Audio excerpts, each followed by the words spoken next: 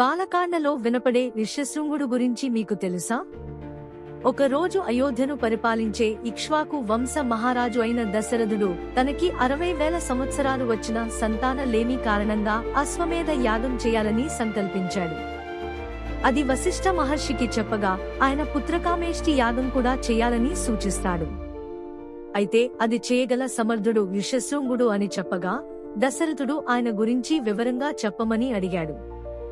అప్పుడు వశిష్ఠుడు, ఒకనాడు విభాండక మహర్షి తపస్సు అనంతరం సరస్సు వద్ద ఊర్వశిని చూసి మోహించగా అతని శక్తిని జింక తాగి శిరస్సుపై కొమ్ముతో ఓ శిశువును కన్నది. అతనికి ఋష్యశృంగుడు అని పేరు పెట్టి సమస్త వేదాలు, శాస్త్రాలు నేర్పించాడు. ఆయనను సృష్టి గురించి ఎలాంటి అవగాహన లేకుండా పెంచాడు.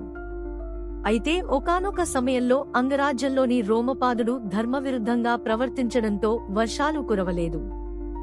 ఋష్యశృంగుడిని రప్పిస్తే వర్షాలు పడతాయని మహర్షులు సూచించగా రాజు వేశ్యల ద్వారా అతనిని రప్పించాలని తలంచి వేశ్యలను పంపించాడు.